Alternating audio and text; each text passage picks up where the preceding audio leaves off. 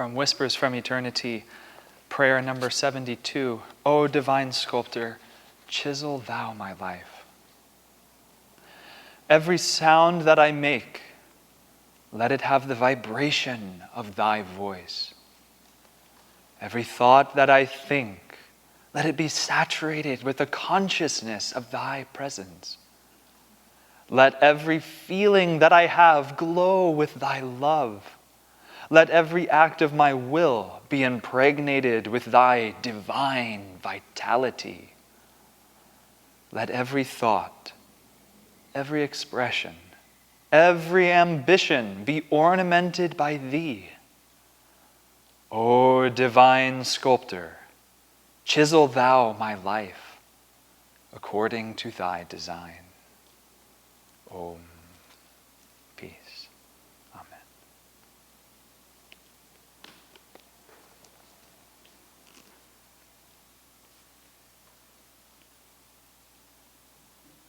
Okay. Good morning, everyone. Thank you for joining us today for our Sunday service. Our topic today, truth invites, it never commands. I had a humorous example of this very topic just earlier this week when Asha and I were encountering a recent infestation of flies. And Asha was trying to catch some of the flies and to rid us of the infestation. And there's this odd phenomenon when trying to catch flies, if you haven't observed this yourself, when if you try and do it with your hand, it's something to do with physics in the fourth dimension, that when you move your hand, it's like it displaces enough wind that the fly manages to seemingly always escape. And I watched this happen a few times, and then after actually a number of hours, I told Asha, I've heard that apparently if you, instead of trying to squash a fly with your hand, but if you clap right above them, the fly, because of its lack of higher intellect, will actually leap off of the surface that it's resting on betwixt your hands. And sure enough, I then demonstrated the technique and it worked, and then she tried it and it worked, and she said, "What's been going on? Why have you been holding out on me?" And I said, "Truth invites, it never commands." And actually on that vein, I had another very charming moment. There's a Sunday service topic in a few weeks entitled "Victory Demands the Courage of Conviction." And I can't resist telling this story because I myself enjoy a little bit of courage of conviction from time to time. And I was living in an ashram in Los Angeles, and there was one of my housemates who was lacking a little bit of that firm conviction in a particular area of her life and was sort of waffling between this and that. And I told her very passionately in the kitchen, I said, "Victory demands the courage of conviction." And she looked at me with this dumbfounded face and said, "What does that even mean?" And thankfully, I had an interpreter in the room, Drupada, who, if you don't know Drupada, he's a little bit very interiorized and has a very wry sense of humor at times. And he turned and he said, "I think he means stick to your guns." And yeah, that's in fact exactly what I meant. And so it is that with these Sunday service readings, with truth, we can't just bombast our way to understanding, but we have to digest them, meditate on them, and then, just like he did in that example, suddenly the truth will reveal itself effortlessly without needing to shake its fist at you. This topic, truth invites, it never commands, is an interesting one because Swami begins by talking about the essential necessity of free will in the universe. And I don't know about you, but from time to time I often wish that there wasn't quite so much free will because I often seem to be getting myself in a whole lot of trouble, "O my Lord." As Yogananda says in the chant, "Desire, my great enemy, is giving me lots of trouble, O my Lord." And it's true, he has given us lots of trouble, O my Lord, for how many millions and millions of incarnations. And the Lord will never impose himself upon us. Yogananda said very charmingly that God has like an inferiority complex, that he will not impose himself unless he is invited.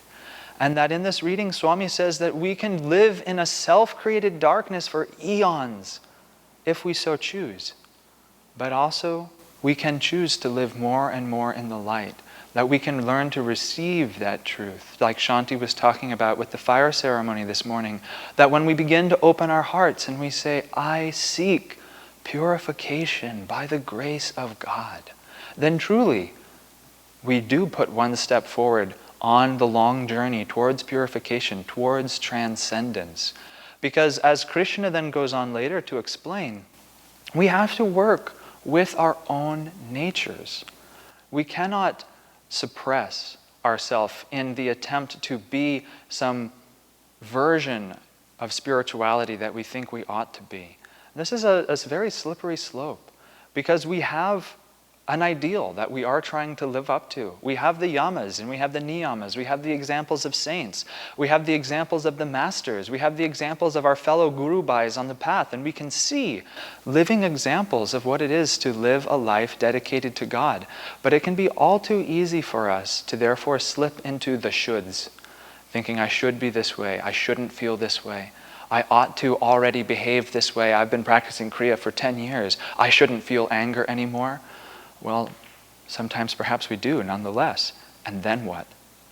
Of what avail then is suppression? In the essence of the Bhagavad Gita, Swami Kriyananda writes a stunning statement that he says, perhaps all of human suffering is rooted in wishing that circumstances were other than they are. Of what avail then is suppression?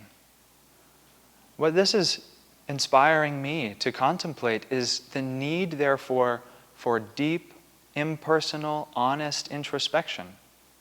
Because only after we've introspected deeply and authentically can we offer that clay into the divine grace to be transformed, like that chant of Yogananda's we did at the beginning, from clay into gold, from darkness into light, from evil into good. But so long as we hold our weaknesses, so long as we hold our inadequacies behind the barriers of our own shame, of our own guilt, God's grace cannot come because He will never impose Himself upon us, even though it may be convenient if He would. And so, let us more and more fearlessly introspect, fearlessly examine ourselves, fearlessly accept our hearts for what they really are, that we may offer it into the hands of the divine, to discover our own highest potential. One of my favorite things about the study of astrology, which I have now embarked upon in the last few years, or rather, perhaps it came and knocked on my door and declared that it was now time for me to begin. And in astrology, all the planets, which represent rays of God's consciousness, rays of the divine manifestation, are not absolutes, but they rather represent a gradient of consciousness. And what I mean by this is any particular ray of consciousness can be expressed at its highest point, closest to God, when it is most sattvic and uplifting and inspiring, or it can be expressed in a rajasic way, or in a tamasic, darkening, sorrowful way. And with the study of astrology, I have begun to see for my own eyes that my own qualities are not predestined, but that they are merely tendencies on a spectrum of consciousness, and that the very same quality in me that makes me fear, that makes me tremble in anxiety when I think of the future, that makes me uncertain of the decisions I've made, that makes me doubt my own worth, that is the same vibration that when I offer it into the divine light, that allows me to surrender completely into His vibration. It's the same essence. It's just manifested differently. And so we have a great incentive before us that every quality that we have within us, every lead, every weight, every clay, is in fact the ammunition you need to become the saint that you are destined to become. If you were to simply get rid of it, you would never become as great as you will surely one day be.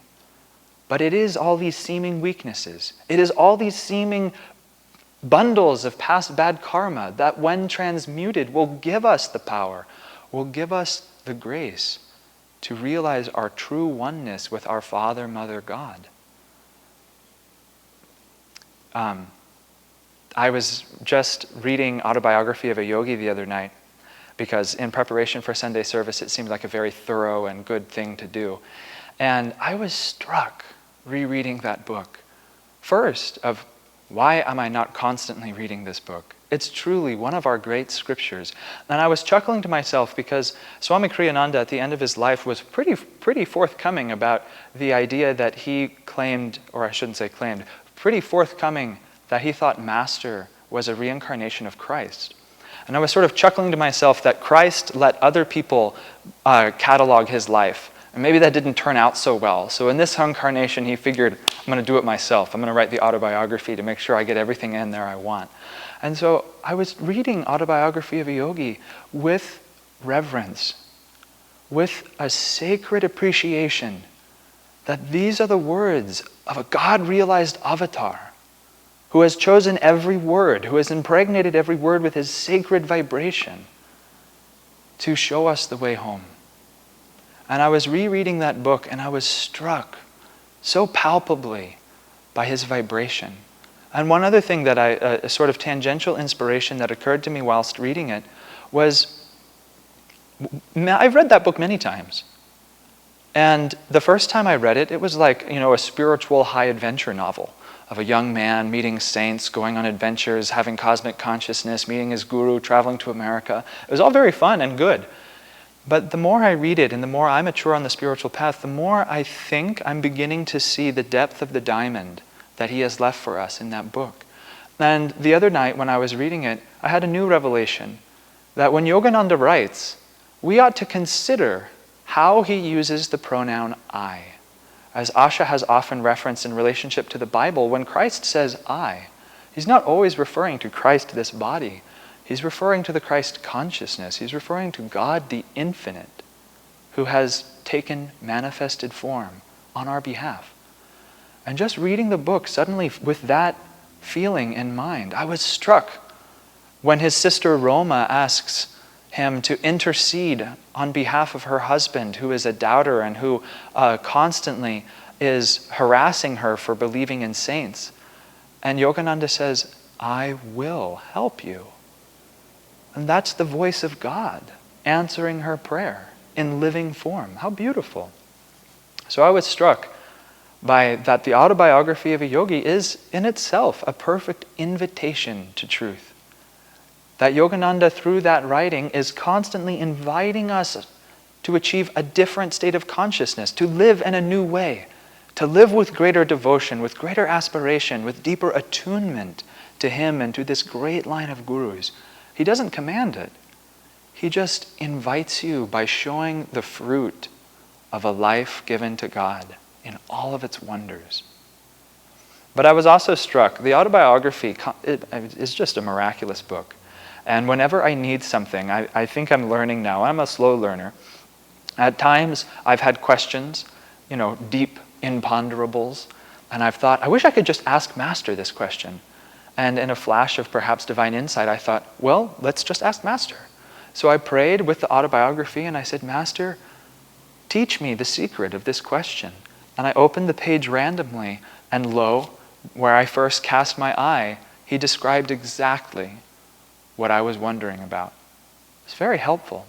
And so the other night when I opened autobiography to begin my preparation for today, I thought, Master, please help me, give me the right material for my Sunday service talk in a few days. Boop! And I opened up the book to the chapter on Luther Burbank. And I'll admit, as embarrassing as it is, I thought, the Luther Burbank chapter? Please, can we do another one?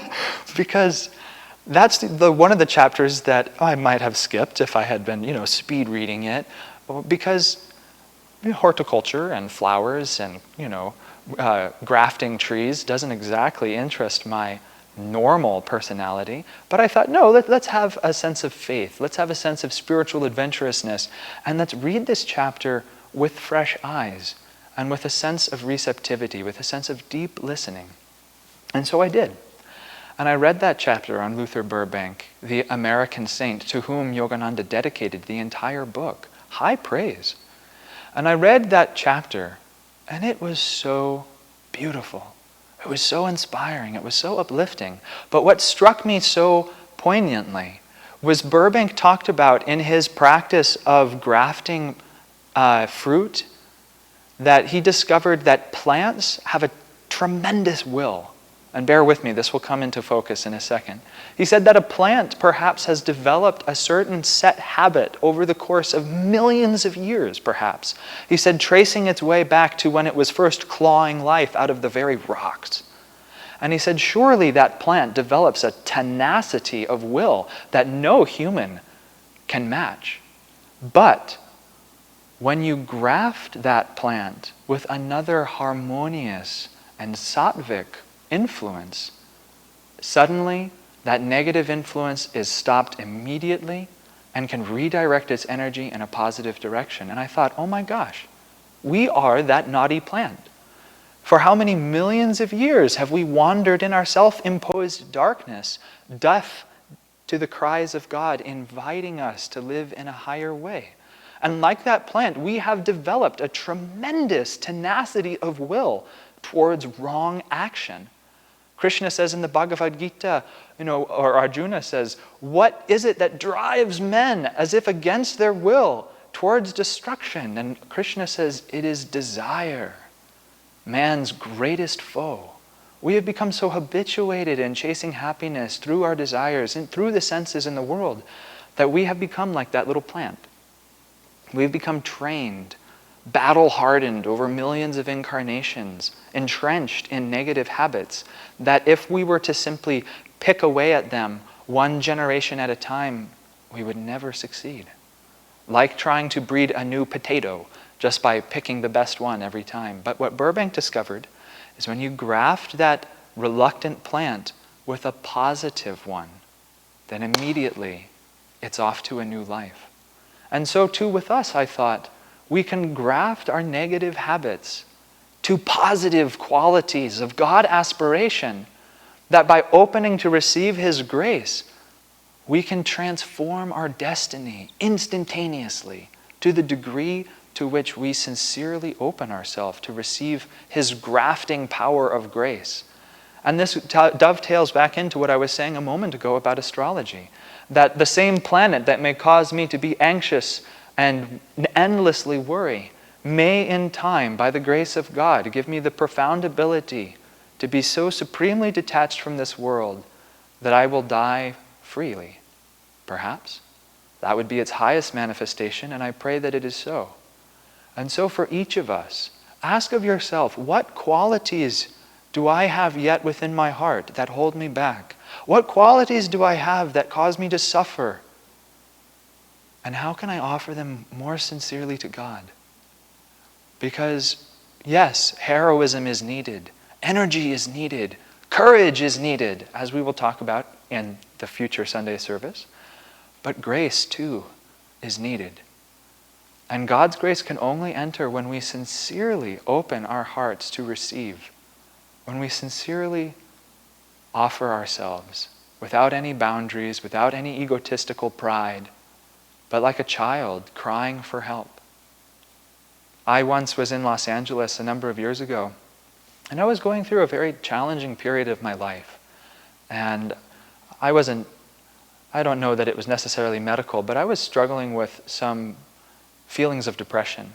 Just there was an unmovable weight, a heaviness that rested on my shoulders, and a deep-seated sorrow and grief and fear and anxiety and self-criticism that hounded me, dogged me night and day, and that it drove me to wrong behavior in search of solace until it just wound me up into a tighter and tighter wheel of self-flagellation and misery.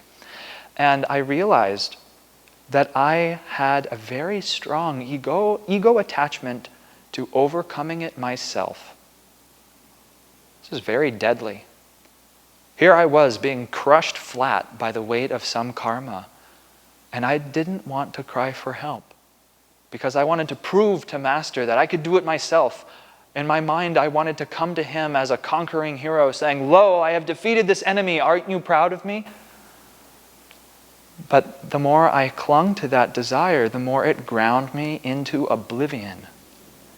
Until finally one day, it ground me low enough, and I literally collapsed on my floor. And I wept, uncontrollably, sincerely, deeply. Without any reservation, I wept. and I begged God to take the pain away because I couldn't cope with it anymore. It was too big for me. I was helpless, like a dog surrendering itself to its master, like a defeated soldier throwing up its arms. I said, Master, I can't do it alone. And from that moment, my life began to change. In that moment, the pride of my heart cracked, and Master's grace could come in. And day by day, meditation by meditation, prayer by prayer, that light within me began to grow until I could feel His grace expanding, devouring the darkness, until vitality began to flow through me again. And then inspiration began coming unbidden to my mind. Creative thoughts, inspiration, motivation, understanding of truth. Suddenly this light began to burn within me, devouring the darkness. And one series of revelation led to the next, and a positive momentum was born in that moment. And that's what led me in part to energizing 6 times a day. I was practicing Mahamudra 20 minutes a day. I was meditating 3-4 hours a day. It was a very specific moment of karma in my life. I'm not saying that everyone has the time to do that, God forbid. I mean, that took me 5 hours alone just to complete. But that power transformed me. But it was not my own power. All of those techniques, all of the techniques that we have on the spiritual path are for one purpose alone. And that is to open our heart more deeply to that transformative power of grace. And someone asked me after I had gone through this transformation, they said, "You never seem to get upset anymore." And I said, "Oh, I guess you're right, I don't." And they said, "How do you do that?" And I said, "Because I've decided that I will no longer allow my own limitations to define who I am. I am the disciple of a great master, and He will never abandon me. And I will never abandon Him. Because as St. Peter said, where else would I go? God is infinite. Our Guru is infinite. He already knows our weaknesses. He already knows our faults, our flaws, our failings. And He is waiting to transform them. Yogananda said that he sees all of us as beings of light. If only we could see ourselves in that same way. I once said to a friend, and I said it very sincerely, they were doubting themselves and going through a hard time, and I said to them, if only you could see yourself through my eyes, you would never doubt yourself again. But imagine if we could see ourselves through God's eyes. Truly, we would never doubt ourselves again. We would never doubt grace again. We would never doubt life again. Because we would see. And that was the affirmation for this week, wisdom. What is wisdom but to see truth? But to understand reality for what it really is and to perceive our unity with it. Truth is one and eternal. Realize your oneness with it in your deathless self within. God bless you, my friends.